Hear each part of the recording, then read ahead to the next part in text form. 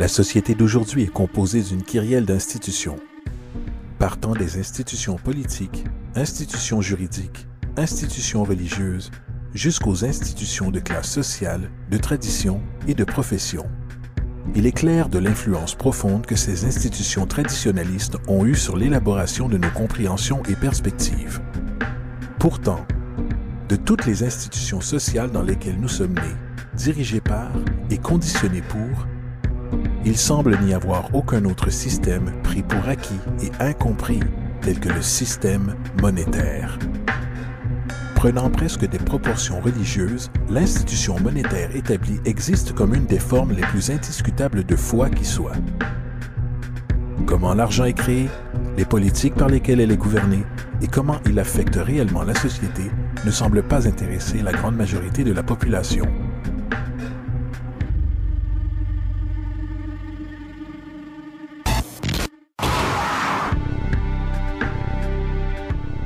Dans un monde où 1% de la population possède 40% de la richesse de la planète, dans un monde où 34 000 enfants meurent chaque jour de pauvreté et de maladies évitables, où 50% de la population du monde vit avec moins de 2 $ par jour, une chose est claire, quelque chose tourne très mal.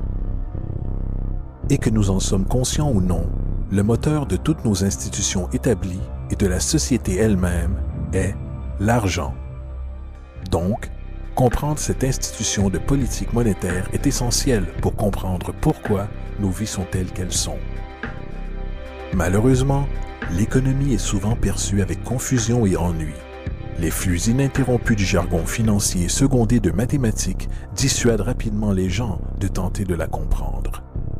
Pourtant, le fait est que la complexité associée au système financier n'est qu'un simple masque conçu pour dissimuler une des structures les plus socialement paralysantes que l'humanité ait jamais subies.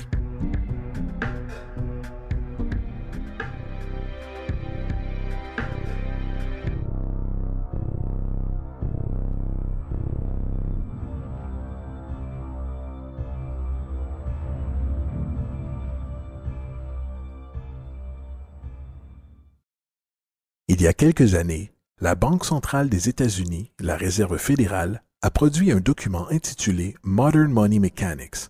Cette publication a détaillé la pratique institutionnalisée de création d'argent utilisée par la Réserve fédérale et le tissu de banque commerciale mondiale qu'elle supporte.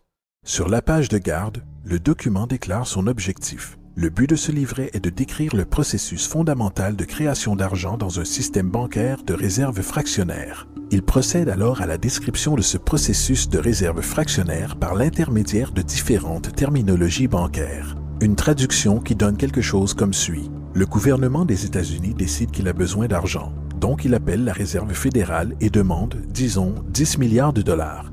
La Fed répond, certainement, nous vous achetons pour 10 milliards de dollars en obligations d'État. Donc, le gouvernement prend quelques morceaux de papier, il y dessine quelques motifs officiels et les appelle bons du trésor. Il les évalue à 10 milliards de dollars et les envoie à la Fed. À leur tour, les gens de la Fed déploient un tas tout aussi impressionnant de morceaux de papier. Seulement, cette fois, ils sont appelés billets de la Réserve fédérale représentant également une valeur de 10 milliards de dollars. La Fed échange alors ces billets contre les obligations. Une fois cet échange complété, le gouvernement prend les 10 milliards en billets de banque et les dépose dans un compte bancaire. Et de ce dépôt, les billets deviennent officiellement de l'argent légal, ajoutant 10 milliards au stock en devises américaines. Et voilà, 10 milliards de dollars tout neufs ont été créés. Bien sûr, cet exemple est une généralisation, car en réalité, cette transaction se produit par voie électronique, sans aucun papier. En fait, seulement 3% de devises américaines existent physiquement. Les autres 97% existent essentiellement dans des ordinateurs. Maintenant, les obligations d'État sont par conception des instruments de dette. Et quand la Fed achète ses obligations avec de l'argent qu'elle a créé réellement de toutes pièces, l'État promet en fait de rembourser cet argent à la Fed. En d'autres termes, l'argent a été créé à partir d'une dette. Ce paradoxe troublant pour l'esprit, de la façon dont l'argent ou une valeur peut être créée à partir d'une dette ou obligation, deviendra plus clair au fur et à mesure de cet exercice. Donc, l'échange a été fait et maintenant 10 milliards de dollars attendent dans un compte bancaire commercial. C'est ici que ça devient vraiment intéressant. Comme fondé sur la pratique des réserves fractionnaires, ce dépôt de 10 milliards de dollars devient instantanément partie des réserves de la banque comme tous les dépôts le sont. Et en respectant des conditions des réserves comme indiqué dans Modern Money Mechanics, une banque doit légalement maintenir des réserves égales à un pourcentage obligatoire de ses dépôts. Ce qu'il quantifie ensuite en déclarant, en vertu de la réglementation en vigueur, la réserve exigée pour la plupart des comptes transactionnels est de 10%. Ce qui signifie que pour un dépôt de 10 milliards de dollars, 10%, soit 1 milliard, est retenu en tant que réserve obligatoire, alors que les 9 milliards restants sont considérés comme un surplus de réserve et peuvent être utilisés comme la base de nouveaux prêts. Maintenant, il est logique de présumer que ces 9 milliards sont générés à partir du dépôt de 10 milliards. Toutefois, ce n'est en réalité pas le cas. Ce qui se passe réellement est que les 9 milliards sont tout simplement créés de toutes pièces, en plus du dépôt de 10 milliards existant. Et voici comment le stock d'argent est gonflé. Comme indiqué dans Modern Money Mechanics, bien sûr, elles, les banques, ne paient pas réellement les emprunts avec l'argent qu'elles reçoivent en dépôt. Si elles le faisaient, aucun argent supplémentaire ne serait créé. Ce qu'elles font lorsqu'elles réalisent un prêt est d'accepter des obligations, contrats d'emprunt, en échange d'avoir, argent, sur le compte transactionnel de l'emprunteur. En d'autres termes, les 9 milliards peuvent être créés à partir de rien, tout simplement parce qu'il y a une demande pour un tel emprunt et qu'il y a un dépôt de 10 milliards pour satisfaire les obligations de réserve. Maintenant, supposons que quelqu'un arrive dans une banque et emprunte les 9 milliards nouvellement disponibles. Ils vont alors certainement prendre cet argent et le déposer dans leur propre compte bancaire. L'opération se répète alors, car ce dépôt fait devient partie des réserves de la banque. Soit 10% sont isolés et à nouveau 90% des 9 milliards ou 8,1 milliards sont maintenant disponibles comme argent nouvellement créé permettant de nouveaux emprunts. Et bien sûr, ces 8,1 peuvent être prêtés et déposés à leur tour créant 7,2 milliards supplémentaires, puis 6,5 milliards, puis 5,9 milliards, etc. Ce cycle de dépôt-emprunt d'argent peut techniquement continuer à l'infini. Le résultat mathématique moyen résultant est qu'environ 90 milliards de dollars peuvent être créés à partir des 10 milliards d'origine.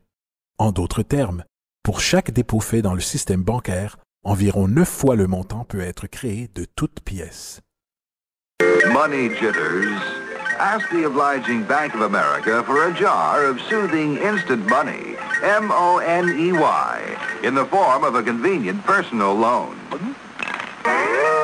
Donc, maintenant que nous comprenons comment l'argent est créé par ce système bancaire de réserve fractionnaire, une question logique, encore illusoire, peut venir à l'esprit. Quoi donc donne réellement sa valeur à l'argent nouvellement créé? La réponse, l'argent qui existe déjà.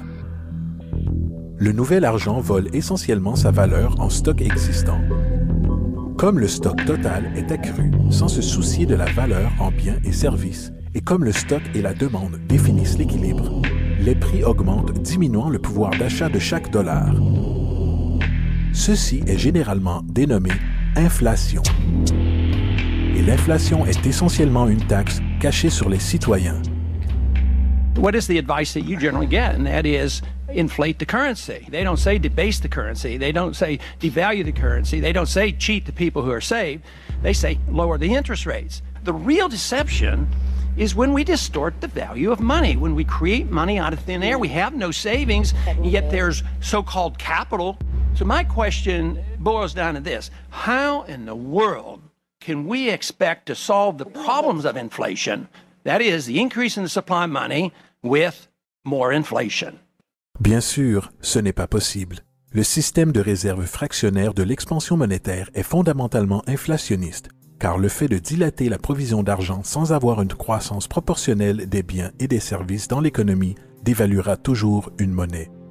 En fait, un bref aperçu historique sur la valeur du dollar américain, en comparaison avec le stock d'argent, reflète complètement cette observation. Une relation inversée est évidente. $1 en 1913 nécessiterait 21,6 $ en 2007 pour une valeur équivalente. ce qui représente une dévaluation de 96% depuis que la Réserve fédérale existe. Maintenant, si cette réalité d'inflation inhérente et perpétuelle semble absurde et se mordre la queue économiquement, attendez un instant, car absurdité est un euphémisme comparé au fonctionnement de notre système financier. En effet, à l'intérieur de notre système financier, l'argent est une dette, et une dette est de l'argent. Voici un diagramme du stock d'argent américain entre 1950 et 2006. Voici un diagramme de la dette nationale américaine durant la même période. Intéressant est-il, les tendances sont pratiquement les mêmes, car plus il y a d'argent, plus il y a de dettes. Plus il y a de dettes, plus il y a d'argent. Autrement dit, chaque dollar de votre portefeuille est dû à quelqu'un par quelqu'un. Car n'oubliez pas, le seul moyen pour l'argent d'exister est par l'intermédiaire d'emprunts. Par conséquent, si tout le monde dans le pays était capable de payer tous les dettes, y compris l'État, il n'y aurait pas un dollar en circulation.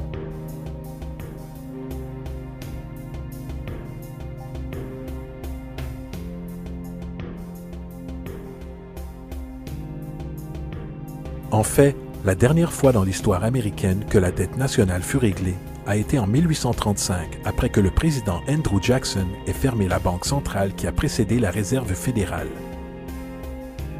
En fait, l'entière profession de foi politique de Jackson tournait essentiellement autour de son engagement à fermer la banque centrale, déclarant sur ce point « L'effort éhonté que la banque actuelle a fait pour contrôler le gouvernement ne sont que les présages du destin qui attend les Américains, qu'ils soient trompés dans une perpétuation de cette institution ou à la mise en place d'une autre comme elle. » Malheureusement, ce message n'a pas perduré et les banquiers internationaux ont réussi à installer une autre banque centrale en 1913.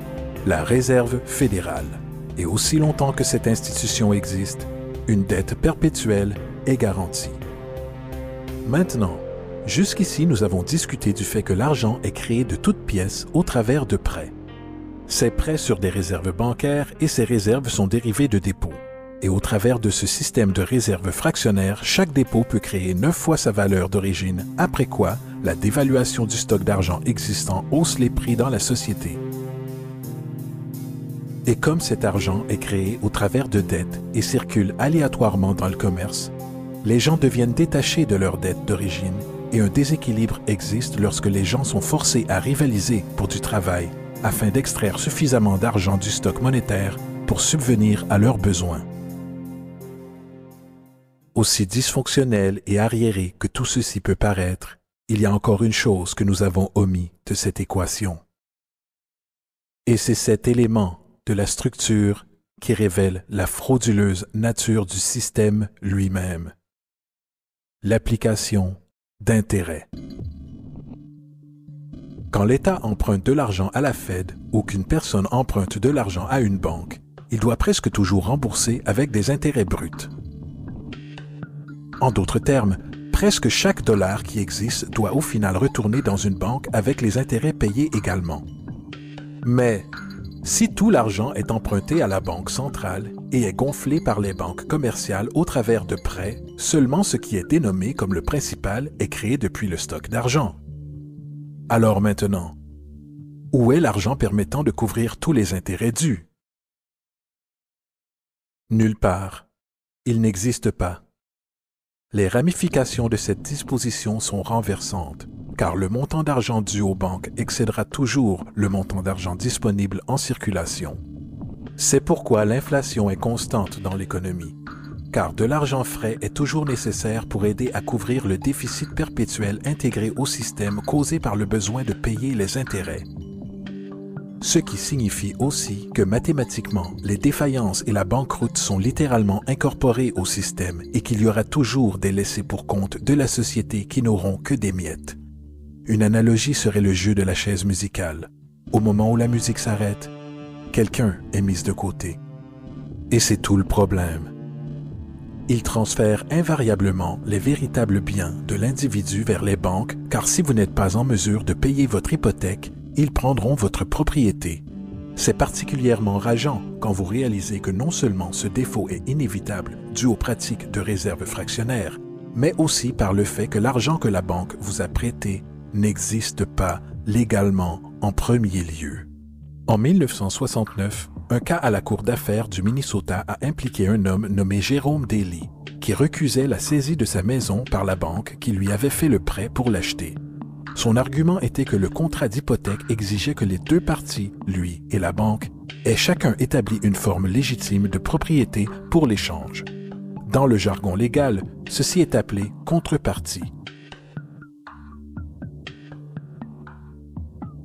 M. Daly expliqua que cet argent n'était pas, en réalité, la propriété de la banque, car il était créé à partir de rien au moment de la signature d'accords du prêt. Vous rappelez-vous de ce que Modern Money Mechanics déclare à propos des prêts? Ce qu'ils font, lorsqu'ils accordent un prêt, est d'accepter des obligations en échange de fonds. Les réserves sont inchangées par la transaction d'un prêt, mais déposer des fonds constitue un ajout au total des dépôts du système bancaire.